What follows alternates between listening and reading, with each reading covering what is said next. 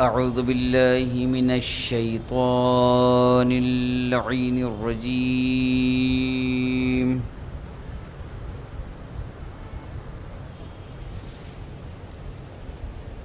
بسم الله الرحمن الرحيم.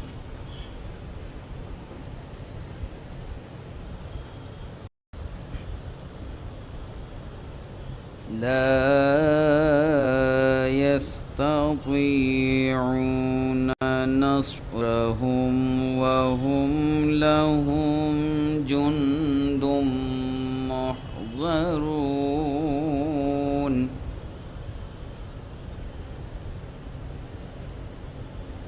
فلا يحزنك قولهم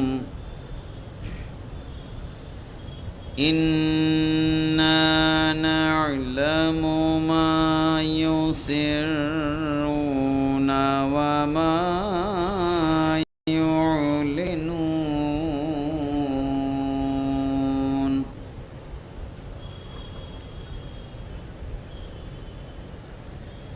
أولم ير الإنسان أنا خلقناه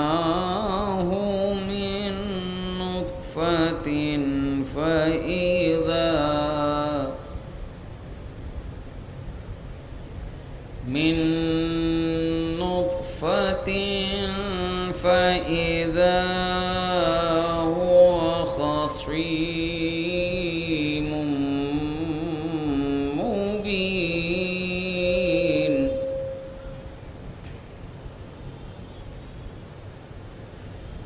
وضرب لنا مثلا ونسي خلقه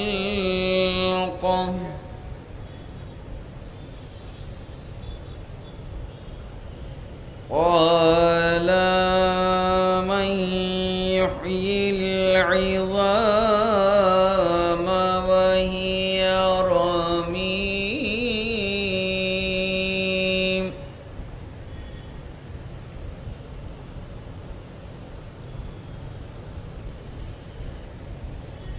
قل يحييها الذي أنشأها أول مرة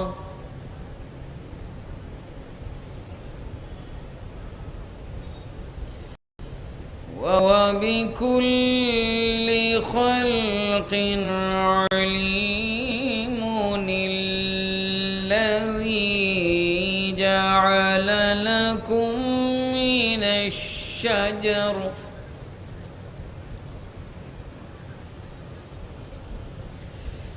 من الشجر الأخضر نارا فإذا أنتم منه توقدون.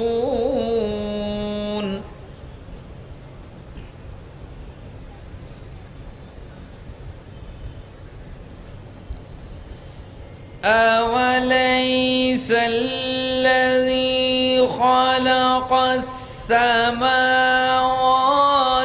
والأرض بقادر على أن يخلق مثلهم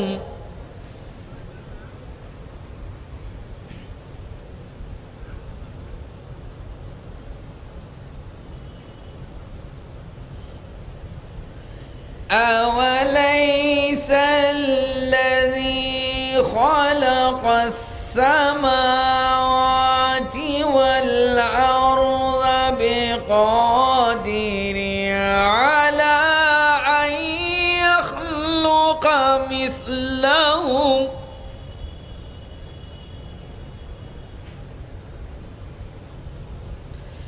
بلى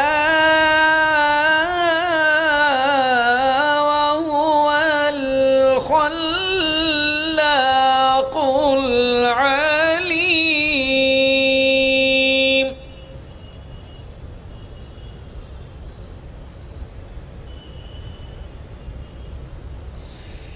إنما أمره إذا أراد شيئا أن يقول له كن فيكون.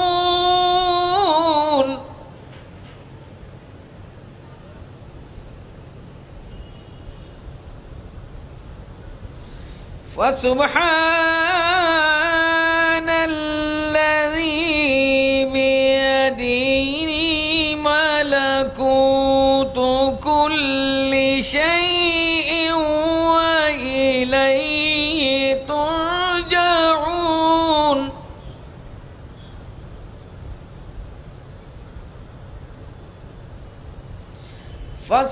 فسبحان الذي بيده ملكوت كل شيء وإليه ترجعون.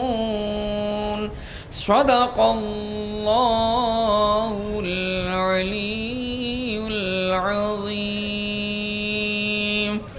وصدق رسوله النبي الكريم. اللهم صل على محمد وآل محمد.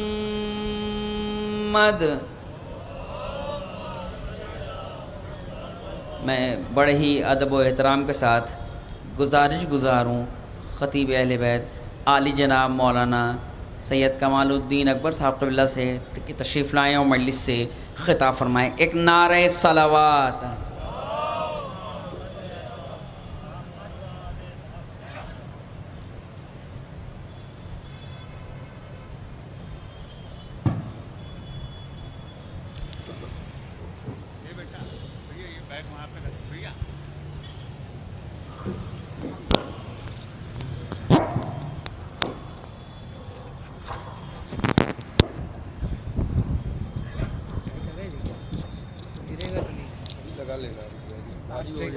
نہیں بھاری یہاں لگا دیا لگا دیے گا. 29ویں پارے کا یہ سورہ ہے، پارہ نمبر 29 میں یہ سورہ ہے. یہ اس کی تیسری آیت ہے جو آپ کے ذہن میں ہے. تو اللہ تعالیٰ نے ہم لوگوں کو ہماری حقیقت بتا دی ہے.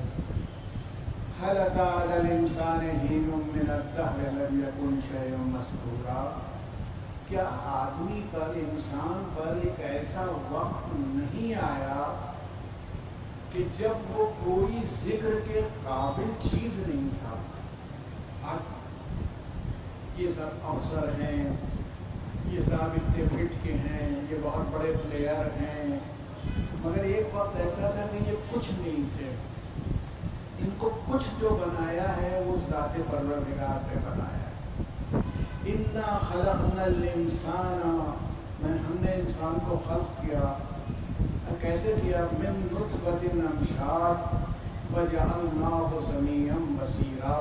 ہم نے انسان کو مخلوط نطفے سے، مکسڈ ماں باپ کے ذریعے سے پیدا کیا اور اس کو سمیع بنایا. خالی سنتا نہیں، سننے کے بعد سمجھتا بھی ہے. میں مجلس پڑھ رہا ہوں تو اگر جانور بیٹھے ہوں گے تو وہ بھی سن رہے ہیں، پیڑ پتے بھی سن رہے ہیں. آپ اس کی حقیقت کو سمجھ سکتے ہیں.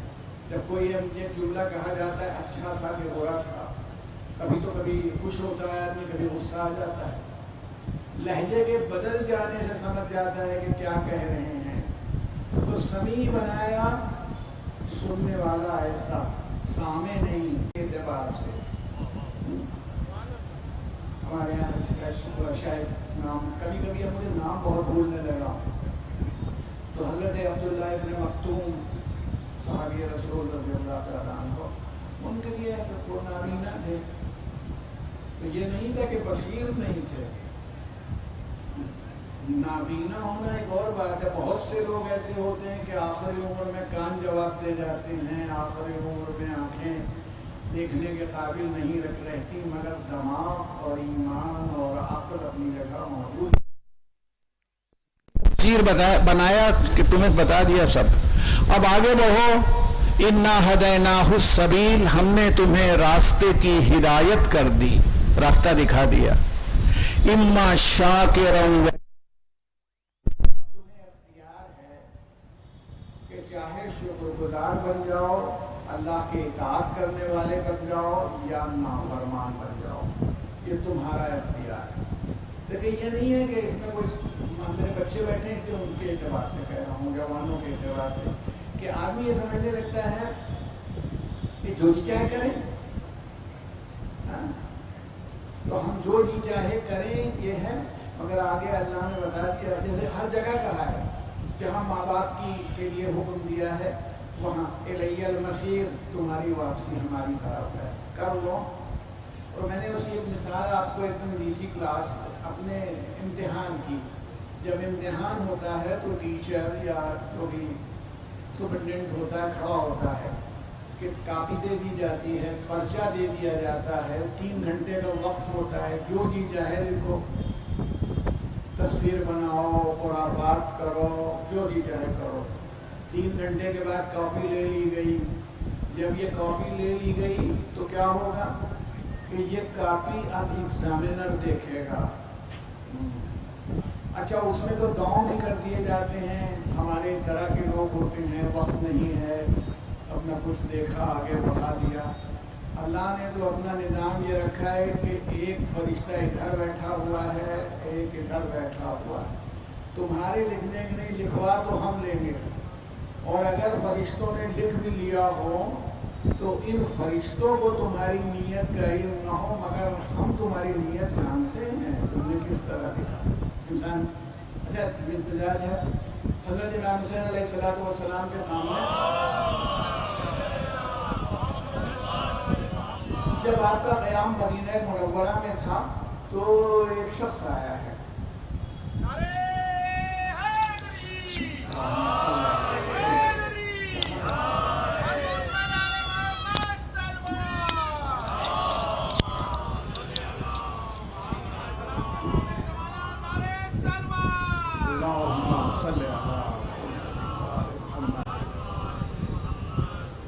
मैं आप हज़रात का इंतहाई शुक्रगुजार हूँ। और वो तो इमाम हुसैन देखिए, खासान खुदा अल्लाह के नेक और मुखलिस बंदे जो होते हैं उनमें बर्दाश्त बहुत होती है, बेपनाह बर्दाश्त, और अपने मकसद को भूलते नहीं भूलते। कैसे अब आया, कहने लगा, यब्न रसूलिल्लाह, ऐ रसूलुल्लाह के बेटे, मैं आप पर से फिदा हो जाऊँ, बड़ा गुनहगार हूँ, मगर गुनाहों की लत ऐसी पड़ गई है कि छूटता नहीं है। मतलब कोई तरकीब ऐसी हो कि गुनाह भी करें, बहुत से लोग खुद खल्क कर लेते हैं। देखिए, जहाँ परवरदिगार आलम ने अपने इनाम का तस्करा किया होता है, वह मसलन कि इस अमल खैर के ऊपर इतना अजर है, अब वो बाद लोग खाली कैलकुलेट किया करते हैं। इस रात में हमने इन्ना का सूरा इतनी बार पढ़ा। देखो, बड़े कारोबारी बनिए, बड़े वाले बिजनेसमैन बनिए, वो ये थोड़ी है कि 100 रुपये जमा करने के बाद बैंक अकाउंट चेक कर रहा हो कि कितना क्रेडिट हो गया। क्या चक्कर में पड़ो, वहाँ गलती नहीं होगी, आपका बैंक गलती कर सकता है, इलाही बैंक में गलती नहीं होती है, तो फ़ौरन क्रेडिट हो जाएगा, कोई ज़रूरत नहीं है, आपको परेशान ना हो, आप काम करते रहिए। इतना मतलब टाइम क्यों वेस्ट कर रहे हैं आप? नहीं, मेरा इतना हो गया। तो अब ये मैं कहता हूँ कि जब उसने ये कहा तो हज़रत, जैसे हम लोग कहते हैं, हम लोग मास्टर लोग हैं, टीचर लोग खफा हो जाते हैं, तमीज़ी करते हो। और जैसे मान लीजिए बच्चा है, यहाँ एक लड़का आया हमारे पास, सर पढ़ नहीं पाए, इम्तिहान करीब है, कोई तरकीब ऐसी बता दी है निकल जाए, तो गुस्सा आएगा कि ना कि दिमाग ख़राब है, पूरे साल बाहर घूमते रहे, क्लास में आए नहीं, बस कहते थे कि पढ़ लो, तो इधर उधर देखा करते थे, अब आए हैं तरकीब क्या बता दें। इमाम से पूछ रहा है, गुनाह इसकी इतनी आदत हो गई है, क्या करूं, कैसे करूं? हजरत ने कहा उसके 5 तरीक़े हैं।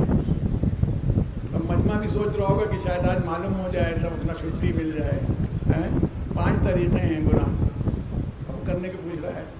हजरत ने फरमाया, अल्लाह ताला का दिया हुआ रिज़्क़ न खाओ, जो जी चाहिए। पहला नुस्खा ये दे दिया कि रिज़्क़ परवरदिगार जो है वो न کے بعد اختیار تو کیا؟ اس نے کہا یا اپنا رسول اللہ یہ کیسے ہو جائے گا، میں زندگی نہیں رہ سکتا. کہا تھا چلو اس کی ولایت سے، اس کی حکومت سے جہاں تک اس کا ہے اس سے نکل جاؤ، اب جو جی چاہے کرو. دیکھ کون آدمی ہے جو اللہ کی، ارے آپ چاند پر بھی چلے جائیے تو اللہ کے نظام سے نکل جائیں گے. ہو سکتا ہے دنیا ترقی کر لے، آپ ایک کہکشاں سے دوسری کہکشاں میں چلے جائیں، مگر اللہ کے اختیار سے، اس کی حکومت سے تو باہر نہیں. کہا ایسا کیسے ہوگا مولا، یہ تو نہیں ہو سکتا کہ میں اس کی حکومت سے نکل جاؤں. تو حضرت نے فرمایا اچھا یہ بھی نہیں ہو سکتا، ایسا کرو کہ جب تم گناہ کرو تو تمہیں دیکھے نہیں، اسے پتہ ہی نہیں چلے، اللہ کو معلوم نہ ہو تم کیا کر رہے ہو. اب مسلمان تو ہے، وہ مومن ہے، عقیدہ رکھتا ہے. اس نے کہا ایسا کیسے ہو سکتا ہے کہ میں کچھ کروں اور اللہ کو پتہ نہ چلے، کہ اللہ دیکھے نا. کہا اچھا چلو چھوڑو، ملک الموت جب موت کا فرشتہ تمہارے پاس آئے تو واپس کر دو، اس کے ساتھ جاؤ ہی نہیں، ختم. جب نہ رسول اللہ کوئی تو نہیں، جب جناب سلیمان جیسے پیغمبر کو جانا پڑ گیا، انبیاء و اوصیاء و تمام نیک و مخلص بندے، اور پھر وہ والے بھی، فرعون نہیں رک پایا، نمرود نہیں رک پایا، تو میں کہا تھا چلو یہ بھی چھوڑ دو. جب قیامت میں تم سے جہنم کا جو داروغہ ہے، مالک ہے، وہ کہے کہ چلیے تشریف لائیے، آ جائیے، یہ والا کوارٹر جو ہے یہ حاویہ میں آپ چلیں، یہ وہاں پر آپ کو بنا دے دی گئی ہے جگہ، تو جاؤ ہی نہیں. اس نے کہا یہ بھی نہیں ہو سکتا کہ میں گیا. آپ نے یہ نہیں کہا، بلکہ اس کی اصل حقیقت جو ہمیں پہچانوائی، رزق اللہ کا کھاتے ہو، حکومت میں اس کی رہتے ہو، ایسا انفارمڈ ہے، ایسی اطلاع ہے اس کو. آپ میں مجلس پڑھ رہا ہوں، کس نیت سے پڑھ رہا ہوں آپ کو نہیں معلوم، اللہ کو معلوم. آپ کس نیت سے بیٹھے مجھے نہیں معلوم ہے، اللہ کو پتہ ہے. تو جو نیتوں کو جانتا ہو اس سے کیا چیز چھپی ہوئی ہے، ملک الموت سے کسی کو نجات نہیں. آخر مر جاؤ گے، اس کے بعد کہاں آؤ گے، پھر ہمارے پاس جب آؤ گے تو جب حکم دیا جائے گا کہ جہنم کی طرف جاؤ تو کوئی روکنے والا روک ٹوک نہیں، جانا ہی پڑ جائے گا. ٹھیک ہے، ایک صلوات بیتے محمد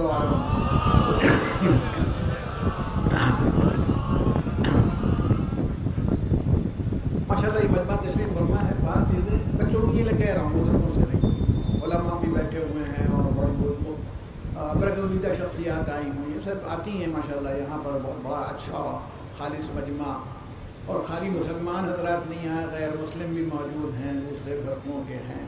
اور اسلام کا تو پیغام ہی ہے کہ سب کو ایگزسٹنس ہے، اور بلا وجہ اسلامو فوبیا ٹائپ کی چیز چاروں طرف پھیلا دی گئی ہے. ورنہ اسلام نے تو کہا تھا لکم دینکم ولی دین، تمہارے لیے جاؤ تمہارا دین ہے، ہمارے لیے ہمارا دین ہے. جب وہاں پر معاملہ ہوگا اپنا طے ہو جائے گا. ہم سے تمہارا حساب نہیں پوچھا جائے گا، تم سے ہمارا نہیں پوچھا جائے گا. جاؤ کرو، ٹھیک کرو جو جی چاہے کرو. اور رسول اللہ صلی اللہ علیہ وآلہ وسلم نے بھی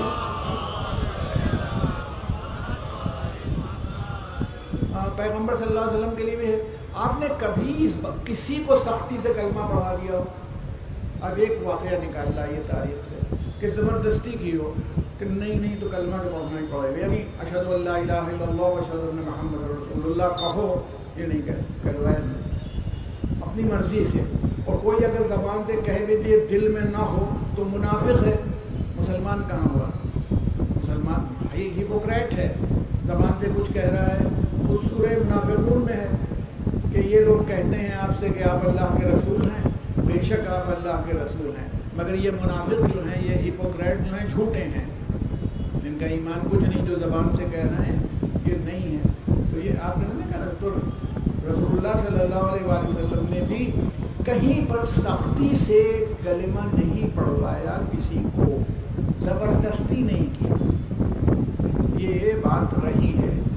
اور اب میں آپ سے کہوں کہ جتنے جتنی جنگیں پیغمبر صلی اللہ علیہ وآلہ وسلم کو کرنی پڑی ہیں وہ سب مجبوراً، کہ بھائی دیکھیں جو باتیں ہیں جو امام حسین کے ہاں بھی آپ کو، ہم لوگوں کا موضوع یہی ہے کہ تحریک حسین کے اہم پہلو، اس کے جو اسپیکٹس ہیں موومنٹ آف امام حسین کے، اس کو ہم لوگ ڈسکس کر رہے ہیں. اور تحریک حسین وہی ہے جو رسول اللہ نے دی ہے، کیونکہ رسول اللہ صلی اللہ علیہ وسلم نے فرمایا،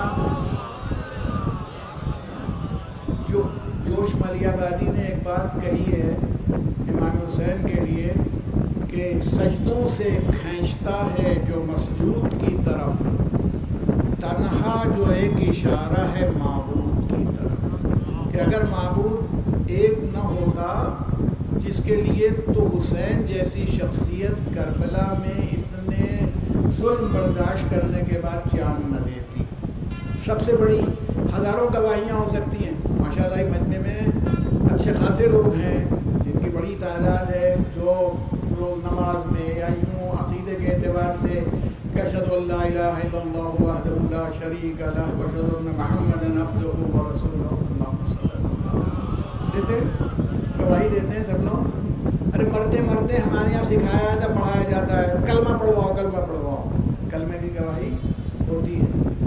کسی نے اتنی مصیبتیں سہ کے اپنے خون سے گواہی نہیں دی جیسی کربلا کے ریگزار پر حسین ابن علی نے اپنی گواہی لکھی ہے.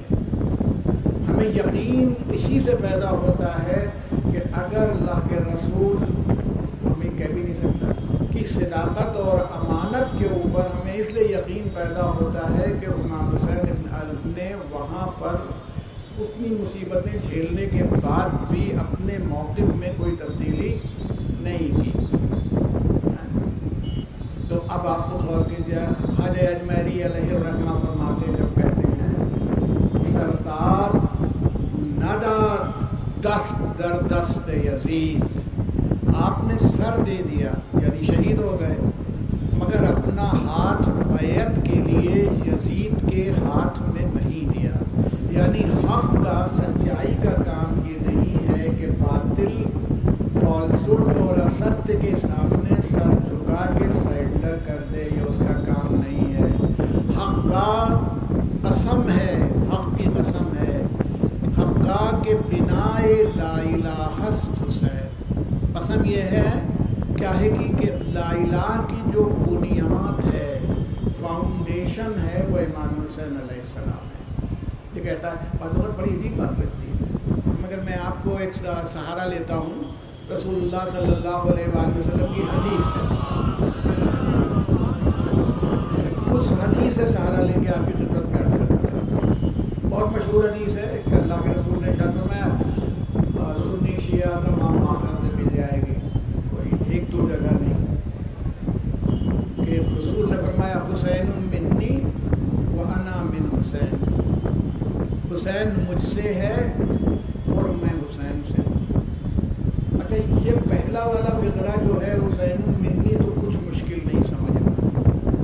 امام حسین حضور کی صاحبزادی جناب فاطمہ زہرا سلام اللہ علیہا کے بیٹے ہیں، نواسے ہوئے رسول اللہ کے. آیہ مباہلہ میں اللہ نے ان کو حضور کا بیٹا قرار دیا. فمن حاجک فیہ من بعد ما جاءک من العلم فقل تعالوا ندعو ابناءنا وابناءکم ونساءنا ونساءکم وانفسنا وانفسکم ثم نبتہل فنجعل لعنۃ اللہ علی الکاذبین. کہو گے جب حجت تمام ہو گئی تو کہو گے تم اپنے بیٹوں کو لے آؤ، ہم اپنے بیٹوں کو لائیں. تو بیٹوں کی جگہ کس کو لے کے گئے تھے؟ امام حسن اور امام حسین کو لے کے گئے. امام حسین 6 سال کے رہے ہوں گے کہ نیچرل بنی ہاشم کی فرد تھے، قریش تھے، تو 6 سال کا بچہ اچھا خاصا بڑا ہوتا ہے. بہت سے بچے آئے ہیں 6 سال کے بچے، ان کے ماں باپ انہیں گود میں نہیں لائے، چھوٹے بچوں کو گود میں لایا تھا. رسول اللہ صلی اللہ علیہ وسلم مباہلہ کے میدان میں امام حسین کو آغوش میں لیے ہوئے تھے اور امام حسن کو کی انگلی پکڑے تھے. پیچھے جناب فاطمہ تھیں اور ان سے پیچھے حضرت علی تھے. حضرت نجران کے سارے عیسائی تھے، وہاں پر دیکھیے بیٹا قرار دیا، اور اب دیکھیے اس میں ابنا جو ہے وہ ایک پر نہیں آتا، دو پر نہیں آتا، جمع ہے، تو بیٹے تو دیکھنے میں دو ہی لگ رہے ہیں، مگر علماء فرماتے ہیں کہ حسین اکیلے نہیں تھے میدان مباہلہ میں، وہ امام زین العابدین سے لے کر اور حضرت حجت تک کے جو 9 امام تھے وہ سب آغوش رسول میں تھے، اسی لیے گود میں اٹھایا، ورنہ اتنے بڑے بچے کو گود میں نہیں لے جایا جاتا، مباہلہ نہیں کیا، تو بیٹے ہو گئے، تو ٹھیک ہے بیٹے ہیں رسول اللہ کے، آپ کا خون ہے، کیا کیا پیغمبر نے نہیں کیا، اپنی زبان چسائی ہے، خود غور فرمائیے، بیٹھے ہوئے ہیں خطبہ دے رہے ہیں، امام حسین علیہ السلام اب جیسے چھڑنے میں، مطلب دیکھیے ہم نہیں ہم کہتے ہو سکتا ہے یہ بھی چلیے ہم مانے لیتے ہیں کہ وہ قبا میں ابا جو پہنے تھے جو عرب کا قاعدہ رہا ہوگا اس وقت، اس میں الجھ کے الجھے، اور ہمارے یہاں تو یہ عقیدہ ہوتا ہے کہ امام گرتا نہیں ہے، ہم ہزاروں باتیں بتا سکتے ہیں، ٹھیک ہے یہ بھی صحیح، جیسا بھی ہوا فیکٹ تو یہی تھا جو دکھائی پڑ رہا ہے، تو اس بحث کو ہم لوگ پیچھے کرتے ہیں۔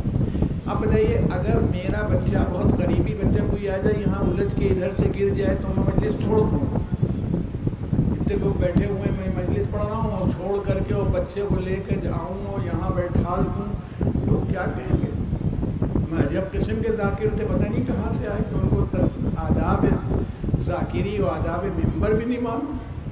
معاذ اللہ رسول اللہ صلی اللہ علیہ وسلم کے لیے کہیں رسول اللہ نے خطبہ چھوڑ دیا، اچھا پیغمبر جتنے بیٹھے تھے اصحاب پیغمبر بیٹھے تھے وہ پہچانتے تھے، وہ دوڑتے اٹھا لیتے، اس میں تو کوئی شک نہیں تھا، آپ نے جیسے ہی دوڑ ہوا گئے اٹھا کے لائے، اپنے بری بٹھایا اور کہا یہ حسین ہے، اسے پہچان لو، اس کی نصرت کرو، اس کی مدد کرو، یعنی یہ دیکھیں یہ تعارف ہے جو سب کے لیے بنا ہے۔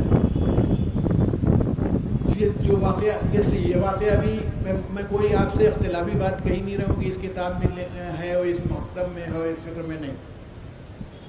عید کے دن رسول اللہ صلی اللہ علیہ وسلم مدینے کے باہر، طریقہ عام طور پر یہی تھا، کوئی غلط نہیں ہے، مسجدوں میں نماز ہو جاتی ہے، یہ ہو جاتی ہے، مگر پہلے عیدگاہیں الگ ہوتی تھیں اور شہر کے باہر ہوتی تھیں، آج بھی بستیوں میں ہوتی ہیں، وہ بھی طریقہ ہے۔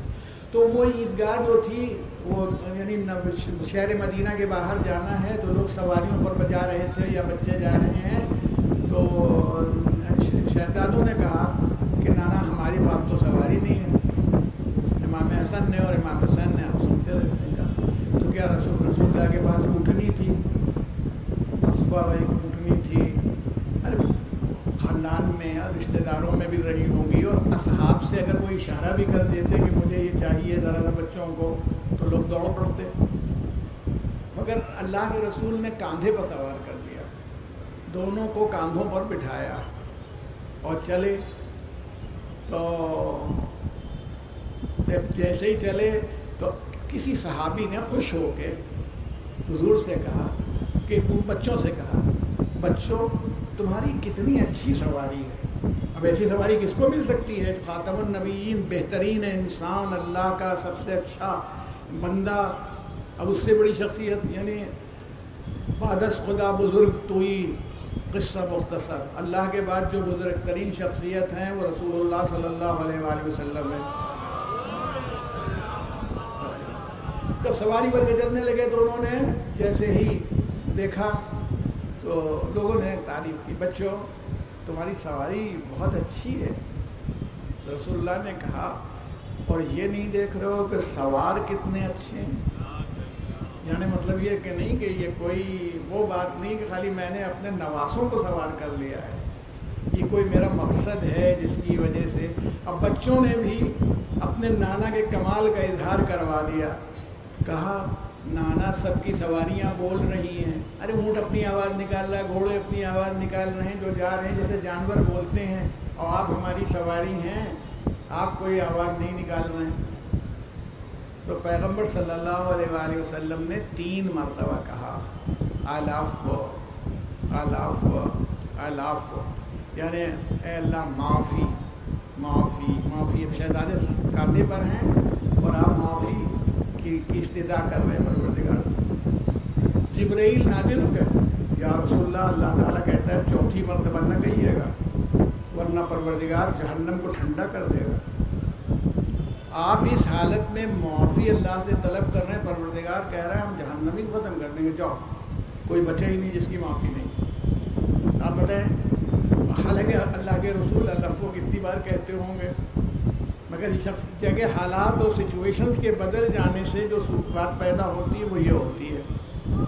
اچھا یہ بتائیے، کسی کا ماشاءاللہ سب نمازی بیٹھے ہوں گے، سب اچھے خاصے لوگ نمازی بیٹھے ہیں، گھروں میں اکثر ایسا ہوتا ہے، گھر میں نماز پڑھ رہے ہیں، بچہ آ گیا سمجھا نہیں، اپنا گھسیٹنے لگا، یہ ہے، کیا کرتے ہیں؟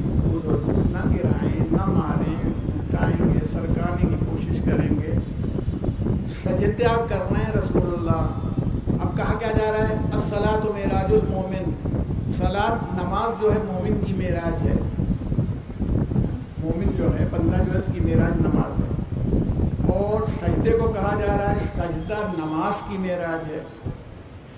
اور پھر یہ صاحب معراج کی نماز اور صاحب معراج کا سجدہ کوئی معمولی سجدہ نہیں ہے، اور امام حسین آ کر کے آپ کی پشت پر پیٹھ پر بیٹھ گئے،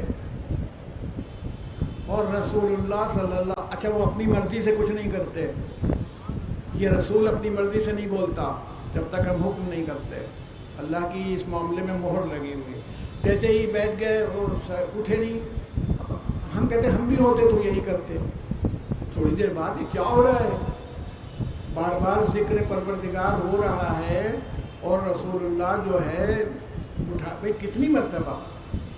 3 مرتبہ ہو گیا، دیکھو 7 مرتبہ ہو جائے، 70 مرتبہ تک ہو گیا، تو صحابہ کرام نے سر اٹھایا اور دیکھا امام حسین کو، اور جب امام حسین اسلام کا کو دیکھا سر ہیں اور رسول نہیں اٹھ رہے ہیں، تو یہ تو ان کی گویا رسول شناسی تھی، پہچانتے تھے رسول کہ پیغمبر کر رہے ہیں تو کوئی اعتراض تو کر ہی نہیں سکتا، سب سجدے میں چلے گئے۔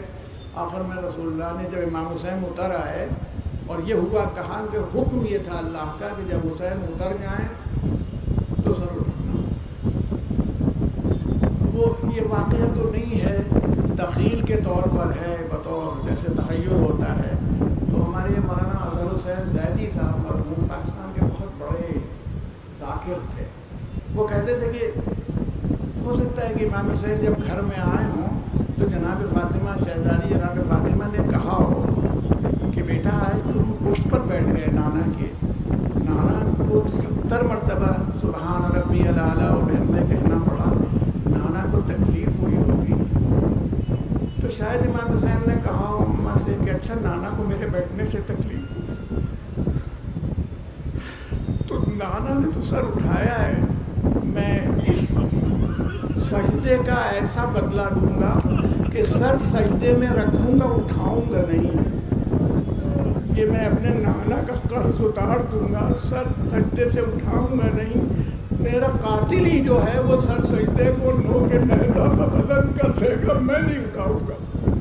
میں کہتا ہوں کہ اتنی عظمت، حسین منی وانا من حسین، تو حسین منی تو سمجھ میں آ جاتا ہے، ماشاءاللہ اس مجمع کو کہ حسین رسول اللہ سے ہیں، اور ہر نواسہ اپنے نانا سے ہوتا ہے، اس میں کوئی کمن ٹھیک ہے، اب آپ ان کے نانا جیسے تھے ویسے تو کسی کے نہیں ہو سکتے، تو حسین منی وانا من حسین، اور میں حسین سے ہوں، ارے اللہ کے حسین سے، دیکھیں آپ اندازہ کیجئے گا ماشاءاللہ بافیض مجمع بیٹھا ہوا ہے، یہ بتائیے کہ جو امام نے کہہ دیا وانا من حسین، تو اس کے پیچھے کوئی منطق ہے؟ رسول اللہ نے فرما دیا اس کے پیچھے کوئی منطق ہے؟ آپ سن 60 ہجری کو عالم اسلام میں دیکھ لیجئے، تو عالم اسلام میں جب سن 60 ہجری میں آپ دیکھتے ہیں تو آپ کو کیا دکھائی پڑتا ہے کہ ایسی صورتحال ہے کہ ایک آدمی اللہ کے رسول کا نمائندہ ہونے کا اعلان کر رہا ہے، بزرگ اصحاب موجود ہیں، उनसे पूछा पाछा नहीं जा रहा। ऐसा आदमी जिसकी तारीखी तौर पर साबित है शराब वो पीता था, बदकारी वो करता था, महरम रिश्तेदारों का वो ख्याल नहीं करता, रसूलुल्लाह सल्लल्लाहु अलैहि वसल्लम का माअल्लाह मजाक उड़ा रहा है, शेर में कह रहा है अगर दीन अहमदी में शराब पीना जायज़ नहीं तो दीन मसीह पर शर हो के शराब पी लो। फिर कभी कहा फरमाने रसूल का मजाक उड़ाते हुए कि न तो मोहम्मद पर कोई वही आती थी न फरिश्ता आता था, ये बनी हाशिम का हुकूमत हासिल करने का एक खेल था। ये आदमी दावा कर रहा है कि मैं इस्लाम का नुमाइंदा हूँ। तमाम मुसलमानों से मेरा सवाल है जो बैठे हुए हैं, ऐसे आदमी के पीछे नमाज पढ़ने को तैयार हैं, किसी फ़िरक़े के हों, मालिकी, हम्बली, शाफ़ई, हनफी, शिया, इस्माइली, अगर खाली मालूम हो जाए कि इमाम साहब कभी कभी चख लेते हैं, ज़िंदगी भर कोई नमाज, ये हो सकता है कि खुद नमाज ना पढ़े मगर ऐसे इमाम के पीछे नमाज पढ़ने के लिए खड़ा नहीं होगा। मगर उसके पीछे लोग थे, उसके अपॉइंटेड लोगों के पीछे खड़े थे, सब जगह था, ऐसे ही था। वो आदमी हज़रत अब्दुर्रहमान इब्न अबी बकर खलीफा अव्वल के बेटे, उनसे बैत मांग रहा है। हज़रत अब्दुल्ला इब्न ज़ुबैर उनसे बैत तलब कर रहा है। हज़रत अब्दुल्ला इब्न उमर उनसे, यानी किसी के भी हम पल्ला नहीं है, स्टैंड ही नहीं करता, वो आम आदमियों के बराबर नहीं है। ऐसा हुसैन इब्न अली से भी बैत मांग रहा। अगर इमाम हुसैन बैत कर लें तो वही बोल दो, देखिए उन्होंने बैत कर ली। अब हमारे यहाँ तो पॉलिटिकल पार्टीज़ में देखिए अक्सर होता है ना, तो वो पॉलिटिकल पार्टी फला आदमी अगर वह इतना अहम ना होता तो वो ये कैसे हो जाता और लोग कैसे उसको मान लेते, ये सब होता है। जबकि सियासी मसाइल और होते हैं, दीनी मसाइल और होते हैं। तो जब जो आदमी नुमाइंदा है पैगंबर का, जिसको पैगंबर ने अहले बैत में करार दिया है, जिसे कहा है कि मैं दो चीज़ें छोड़ रहा हूँ, इन्नी तारिकुन फीकुम मुस्तहलैन किताबल्लाहि व इतरती अहले बैती, मैं तुम्हारे दरमियान दो गरां कद्र चीज़ें छोड़ता हूँ, एक अल्लाह की किताब है और दूसरे मेरे अहले बैत हैं। उस अहले बैत में जो मुबाहले के मैदान में रसूलुल्लाह की आगोश में गया हो, अगर वो बैत कर ले तो पक्की दलील बन जाएगी। मगर जैसे ही बैत कर लेंगे फिर इस्लाम कहाँ है? खाली नमाजें पढ़ने से नहीं होगा। अगर इस्लाम की रूह न रह गई, अगर आपने रसूलुल्लाह की बात है हुसैनु मिन्नी, तो ये खूनी रिश्ता है, आप नाना के नवासे हैं, ये हुसैनु मिन्नी है। मगर आप ये बताइए वरना रसूलुल्लाह क्या खाली मोहम्मद इब्न अब्दुल्ला हैं, हज़रत अब्दुल मुत्तलिब के पोते हैं, बनी हाशिम की फ़र्द हैं, या मोहम्मदुर रसूलुल्लाह हैं? अगर मोहम्मदुर रसूलुल्लाह हैं तो अगर अल्लाह का दीन ही बरकरार न रह गया तो रसूल की रिसालत भी बरकरार नहीं रहेगी, और रसूल की रिसालत बरकरार नहीं रहेगी तो इस्लाम भी नहीं बचेगा। तो अब बताइए कि जिस आदमी ने अपनी कुर्बानी से इस्लाम को बचा लिया, जिसने इस्लाम को बचाया, वो ये कह रहा हो सन 60 हिजरी में इस्लाम ऐसी मंजिल पर चला गया जहां आज भी नहीं है। गिरते गिरते कहा जाता है भाई दीन घट रहा है, लोग उतने अब दीनदार नहीं रह गए, ये सब बातें उठाई जाती हैं, मगर आज भी दीन उस मंजिल पर है जो उससे बेहतर जगह है जैसी उस ज़माने में थी। सब मान रहे थे यजीद कौन है? खलीफा है रसूलुल्लाह का। यजीद कौन है? वो बताइए उसका मिजाज क्या था? वो उसने मक्के को में हमला किया है अब्दुल्ला इब्न ज़ुबैर पर, आखिरी साल में अपने भेजा था, पूरा लश्कर भेजा था। मैंने आपसे बताया था कि उन लोगों ने तीर में आग मशल ऐसी बना के मारा है जिससे खाने काबा का गिलाफ चल गया। ये नहीं कि मैं कह रहा हूँ, तारीख बता रही है। मदीने में लश्कर कशी की लश्कर, और रसूलुल्लाह ने कहा अल्लाह लानत करे उस पर जो मदीने वालों को अज़ियत दे, अल्लाह की लानत हो। اور وہاں جا گئے. اب وہاں کون تھے؟ صحابہ رسول اللہ کے، صحابیات. وہ بزرگ ہو گئے ہوں گے، 50 سال گزر چکے تھے مگر ابھی ہوں گے. ان صحابہ کے صحابہ تھے جو تابعین کہلاتے ہیں، ان کی عورتیں تھیں. ان کے ساتھ جو زیادتی ہوئی وہ بتانا مشکل ہے منبر سے. 3 دن تک مسجد نبوی میں نماز نہیں ہو پائی. گھوڑے باندھے گئے، گھوڑے باندھ دیے گئے، نماز ہی نہیں ہو رہی ہے. عالم یہ تھا یزید کی بیعت اس شرط پر ہوئی، سرنڈر کرو یزید کے سامنے، ہم یزید کے غلام ہیں، ہمارا مال اس کا ہے، چاہے ہمیں زندہ رکھے چاہے ہمیں قتل کر دے. جس نے اس پر بیعت نہیں کی وہ قتل کر دیا گیا، مار ڈالا گیا. آپ بتائیے اگر امام حسین اس ایسے آدمی کی مخالفت میں پہلے کھڑے ہو کر کے پرنسپل آف اسلام کو واضح نہ کر چکے ہوتے تو آج دین کہاں پر ہوتا. اسی کو خواجہ اجمیری نے کہا تھا کہ حقا کے بنا لا الہ ہست حسین. اسی کو رسول اللہ نے تعارف کرایا تھا وانا من حسین. حسین مجھ سے ہے، میرے رشتہ خون سے محمد ابن عبداللہ کا نواسا ہے. وانا من حسین، اور میں حسین سے ہوں. جس اسلام کو اس نے صفر ہونے کے بعد بچا کے منزل معراج پر پہنچایا، جب تک وہ زندہ ہے تب تک میں ہوں. ایک صلوات بھیجے محمد و آل محمد. پارکنگ کے لیے کہہ دیا.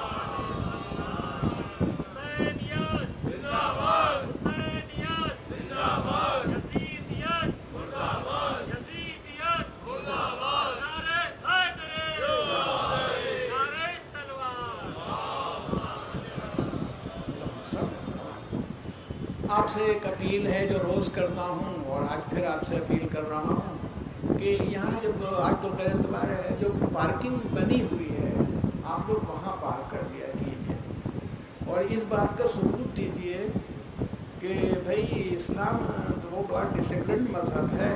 دوسرے کچھ کہتے ہوں لیکن آپ عملاً اس بات کا ثبوت دیجیے ڈسپلنڈ مذہب ہے. ماشاء اللہ سب آپ لوگ نماز پڑھتے رہتے ہیں، سب نمازی لوگ ہیں.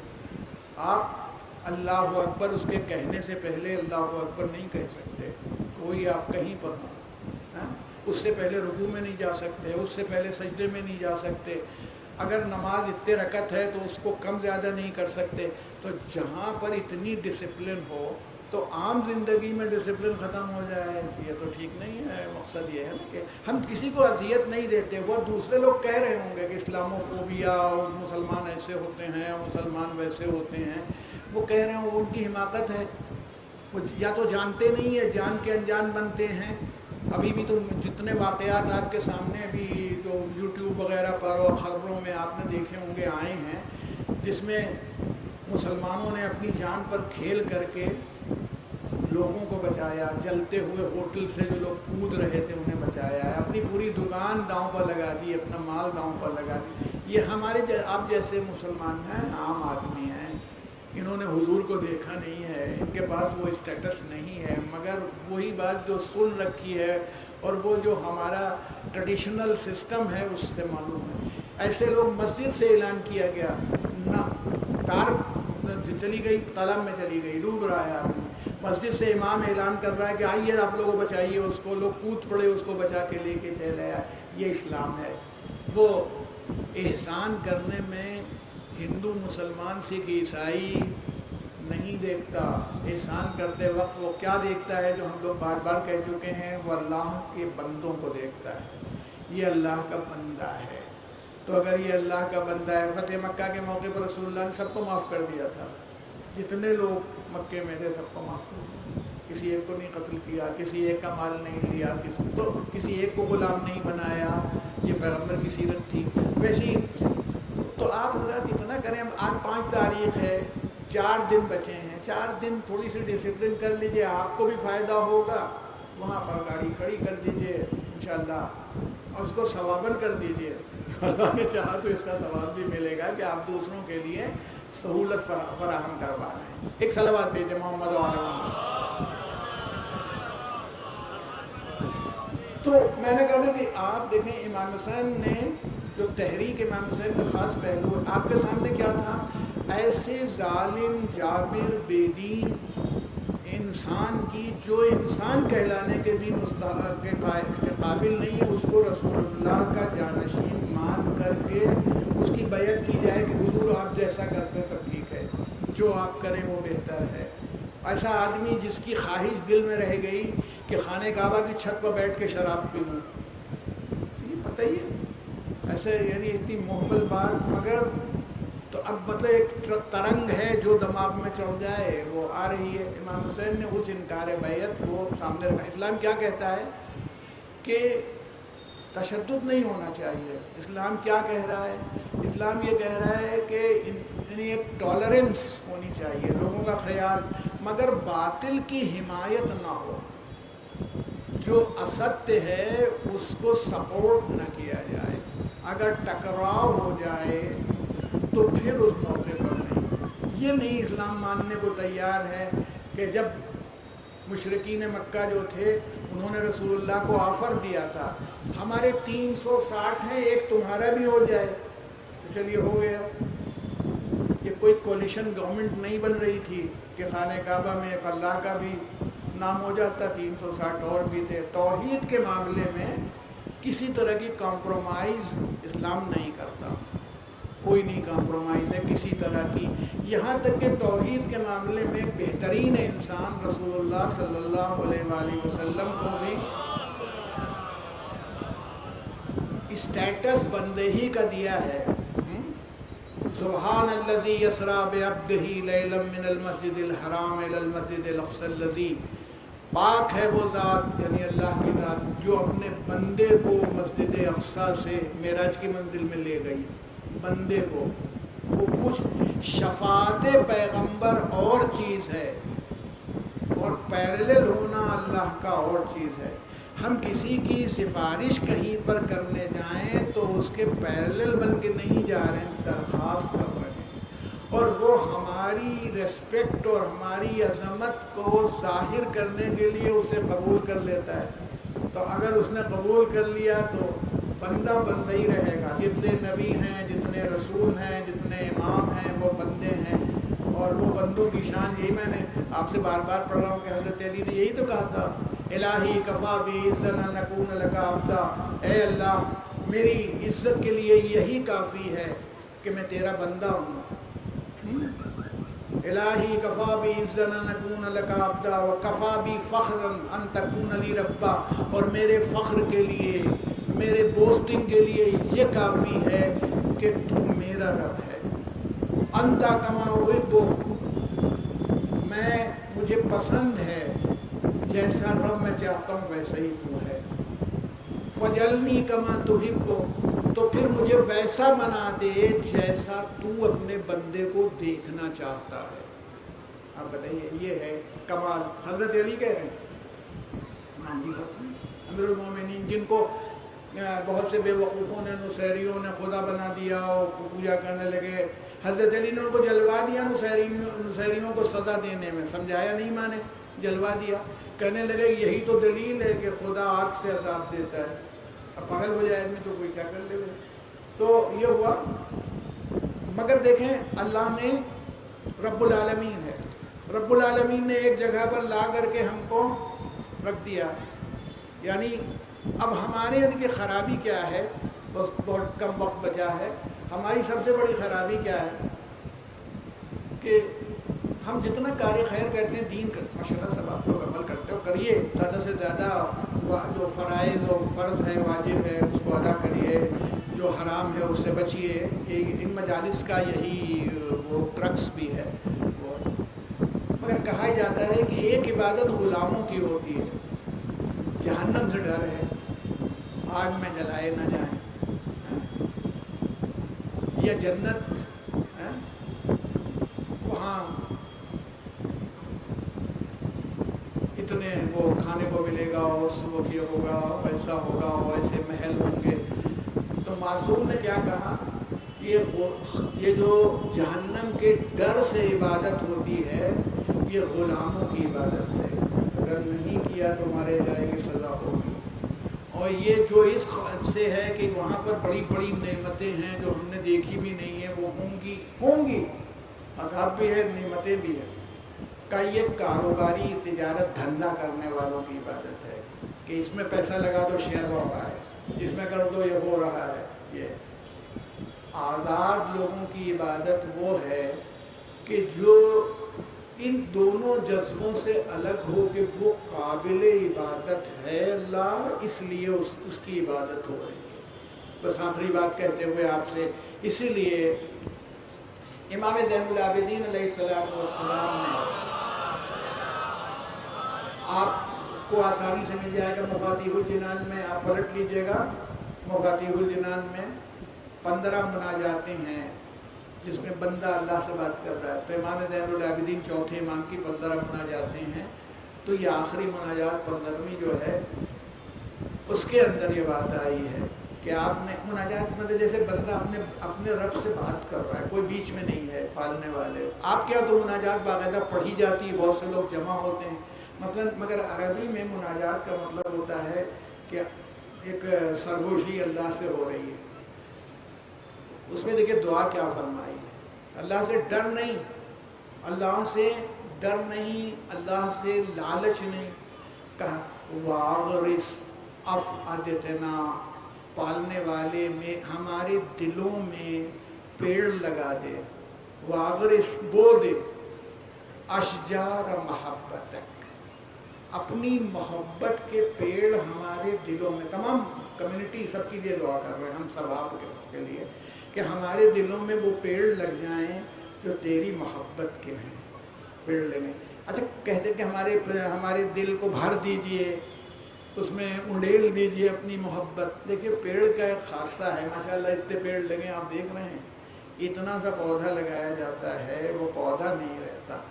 پلانٹ ہم نے بویا، بڑھنے لگتا ہے، پھل آنے لگتے ہیں، شاخیں بڑھنے لگتی ہیں، یعنی یہ محبت بڑھتی چلی جائے گی۔ وَأَغْرِسْ أَفْئِدَتَنَا، یعنی اس میں لگا دے، پیڑوں کو پلانٹ کر دے تاکہ تیری محبت ہمارے دلوں میں سرایت کر جائے۔ اشجار محبت، وہ پیڑ جو تیری محبت کے ہیں۔ اس میں یہ نہیں کہا کہ اس میں ہمارے دل کے اندر وہ رکھ دے اور یہ کر دے، نہیں، خزانے میں ڈال دے، نہیں۔ تو میں کہتا ہوں کہ جن اماموں کی شان یہ ہو، امام حسین کے پاس یہی محبت تھی، اور جو ان کے ساتھ لوگ آئے تھے عزاداران حسین، ان کے پاس بھی یہی محبت تھی، سب کے پاس یہی محبت تھی۔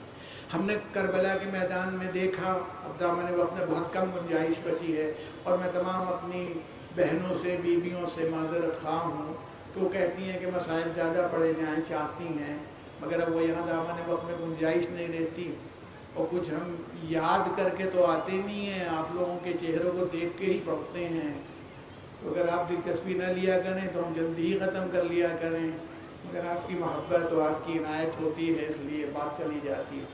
تو کربلا میں آپ بتائیں، ایسے صحابی خاندان کا آدمی نہیں ہے، وہب جناب وہب کے لیے ہے، خاندان کے نہیں تھے، عیسائی تھے، عیسائی ہونے کے ناطے نہیں تھے، مگر امام حسین سے راستے میں سفر میں ساتھ ہو گیا، ماں موجود تھی، بیوی، 17 دن شادی کو ہوئے تھے، کربلا تک 17 دن۔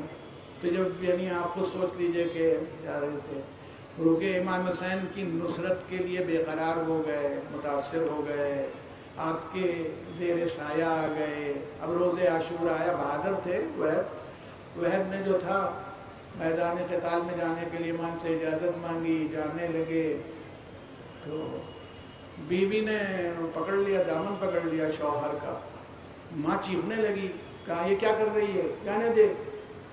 کہا کہ امام نے کہا کیوں بیوی تم اسے کیوں نہیں اپنے شوہر کو جہاد کے لیے جانے دے رہی ہو؟ عورت نے کہا، بیوی نے، مولا میں یہ نہیں کہہ رہی ہوں، میں تو یہ کہہ رہی ہوں کہ تم جنت جاؤ گے، یہاں سے جب شہید ہو جاؤ گے تو مجھے بھول نہیں جانا، مجھے بھولنا نہیں۔ کہا میں تم سے کہہ رہی ہوں مجھے بھول نہیں جانا۔ جب یہ کہا تو امام نے کہا نہیں، میں ضمانت لیتا ہوں، امانت دیتا ہوں۔ گئے، جناب وہب لڑتے رہے، لڑنے کے بعد دونوں ہاتھ کٹ گئے لڑائی میں، بیوی توڑ کے گرز لے کے جب چلی تو امام نے کہا اس مومنہ سمجھ لے کہ عورتوں پر سے اللہ نے سلاح جنگ سے قتال کو منع اور حرام قرار دیا ہے، تو وہ واپس چلی آئی۔ مگر میں کہتا ہوں کہ یہ آدمی وہب، پتہ نہیں یہ عورت کتنی زندگی پاتی اور کتنے دن اس کو لگتے اور کیسے کیا ہوتا۔ ایک عجیب منظر ہوا جب شوہر شہید ہو گیا، وہ دوڑ کے شوہر کے پاس گئی، چادر اوڑھے تھی شوہر کی، اپنے کے اوپر گرا دیا، وہ ملعون شمر اس کو دیکھ رہا تھا۔ اس نے اپنے غلام رستم سے کہا مار دے اس کو، قتل کر دے۔ اس نے گرز مارا، اور یہ اکیلی شہید خاتون ہے کربلا کی، جو شہید ہو گئی، اکیلی خاتون ہے، وہب کی بیوی، 17 دن شادی کو ہوئے تھے، گری اور شہید ہو گئی۔ مگر میں جب اس منزل پر آتا ہوں تو میں جذباتی طور پر سوچتا ہوں کہ اللہ نے یہ انتظام کیا، ورنہ اس کی پتہ نہیں کتنی عمر ہوتی، 40 سال، 50 سال، 60 سال، اور وہب نے وعدہ کیا تھا کہ جنت میں تب جاؤں گا جب تو آ جائے گی۔ ایک کربلا کا شہید رکا ہوا ہے جنت پہ جانے سے، اللہ یہ نہیں چاہتا کہ تو کربلا کے شہیدوں میں سے ایک ہو، جنت کے دروازے پر کھڑا رہے، تیری بیوی تیرے ساتھ آ جائے گی، اس کو روکنے نہیں دیں گے۔ میں آپ سے کہتا ہوں جہاں محبتیں اس منزل پر ہوں وہاں بہن کی محبت کیسے ہوگی؟ ایک دوسرے قبیلے کی عورت، دوسرے مذہب کی عورت جب آ کے دائرے اسلام میں آئی، امام کے پاس آئی تو اس جذبے سے آئی۔ اگر سوچئے جناب زینب کے دل پر کیا گزر رہی ہوگی، آج 5ویں محرم ہے، آپ سب متوجہ ہیں، کیا گزر رہی ہوگی۔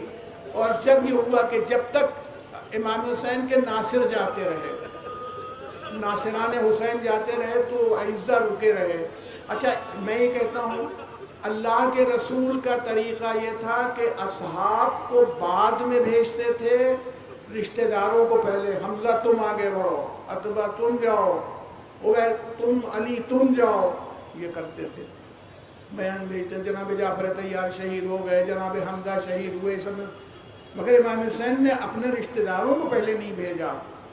تو ایک بات سمجھ لیجیے عزاداران حسین، فرق نہیں ہوا، رسول کے غزوات میں یہ بات طے تھی کہ کچھ شہید ہو جائیں گے اور سب لوگ باقی بچ جائیں گے۔ تو حضور چاہتے تھے کہ اگر شہید ہونا ہی ہو تو ہمارے عزیز شہید ہو جائیں، ہمارے دوست بچے رہیں۔ کربلا میں یہ یقینی تھا کہ سب شہید ہو جائیں گے، کوئی بچے گا نہیں۔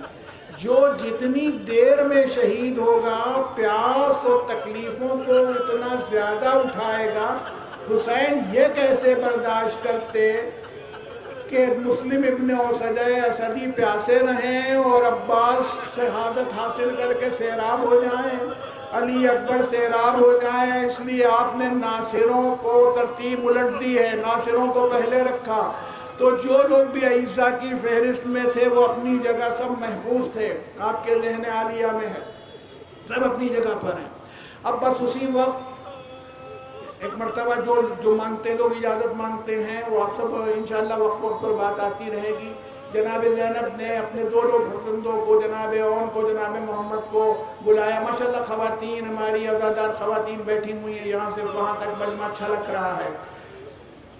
ماں کا دل سے سوچیے گا، ماں بے وطنی میں ہے، غربت میں ہے، شوہر بھی پاس میں موجود نہیں ہے، ایسی صورتحال میں ماں موجود ہے اور ماں اپنے بچوں کو بچانے کی فکر نہیں کر رہی ہے۔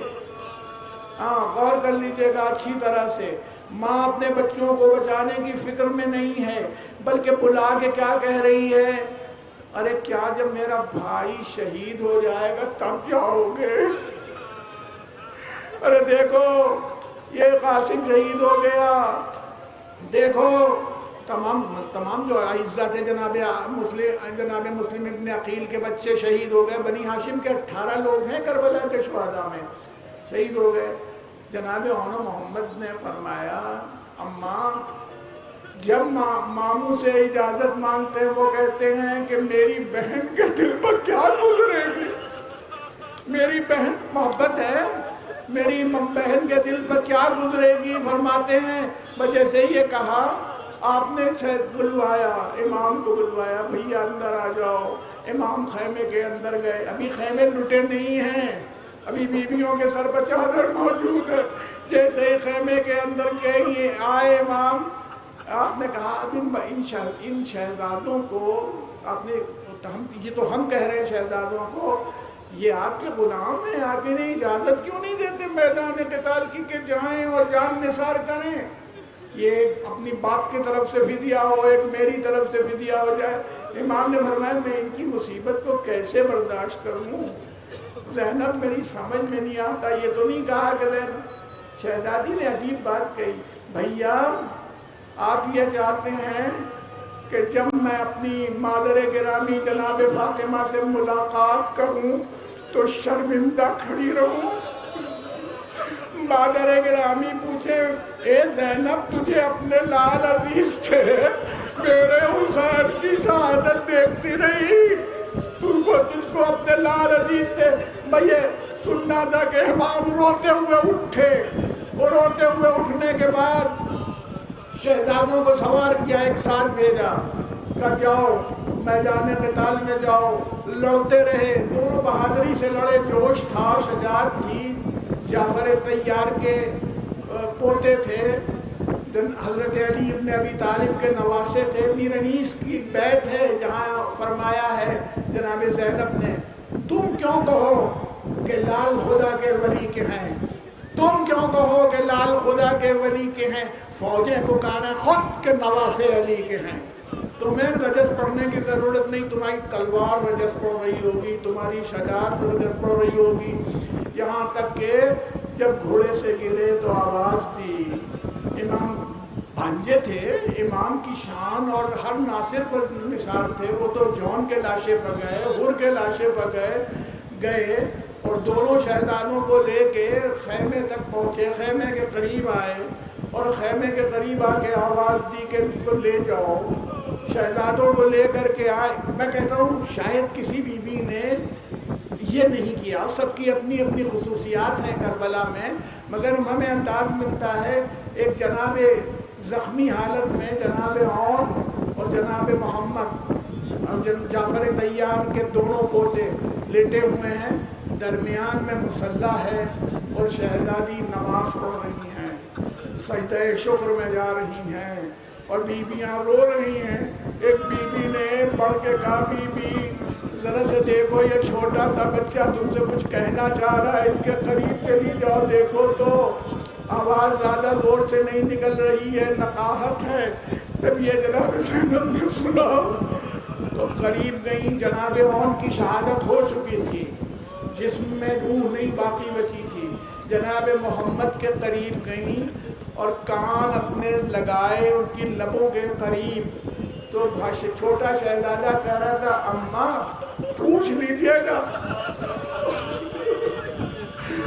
آپ نے کہا تھا فرات کی جانب نہیں جانا، تمہارا بھیا علی اصغر پیاسا ہے، تمہاری بہن سکینہ پیاسی ہے، ہم فرات کے قریب نہیں گئے، ہم نے قطرے آپ کو نہیں چکھا کہ شہادت ہوتی ہے تو ہو جائے، آپ کی وصیت پر عمل ہو، آپ کے حکم پر میں عمل کروں۔ پھر فرمایا شہزادے نے اماں مگر بہت پیاس لگی تھی، میں بہت پیاسا تھا، جب مدینہ واپس جائیے گا تو ہمارے بابا کو ہمارا سلام عرض کر دیجئے گا، بابا سے کہیے گا بابا ہم نے آپ کی طرف سے قربانی پیش کر دی مگر ہماری پیاس ہمیں مارے ڈالتی تھی، بس آپ سے ہم یہ چاہتے ہیں کہ ہمارا فاتحہ ٹھنڈے پانی پر کروائیے گا تاکہ ہماری روح شاد ہو سکے۔ سَيَعْلَمُ الَّذِينَ ظَلَمُوا أَيَّ مُنقَلَبٍ يَنقَلِبُونَ إِنَّا لِلَّهِ وَإِنَّا إِلَيْهِ رَاجِعُونَ۔ الہی بحق الزہرا وبیہا وبالہا وبنیہا واغفر للمؤمنین والمؤمنات والمسلمین والمسلمات الاحیاء منهم والاموات تابع بیننا وبینہم بالخیرات انک مجیب الدعوات انک علی کل شیء قدیر۔ بطور احسان و شکریہ ہم لوگ ایک مرتبہ سورہ فاتحہ سورہ حمد کی تلاوت کر کے ایصال کر دیں نواب سعادت علی خان مرحوم اور ان کے تمام خان والے کے مرحومین و مرحومات کو، اور جتنے لوگ مجمع میں آئے ہیں پروردگارہ ان سب کے مرحومین و مرحومات کو کا ثواب پہنچے اور ان سب کی مغفرت فرما۔ بسم اللہ الرحمن الرحیم۔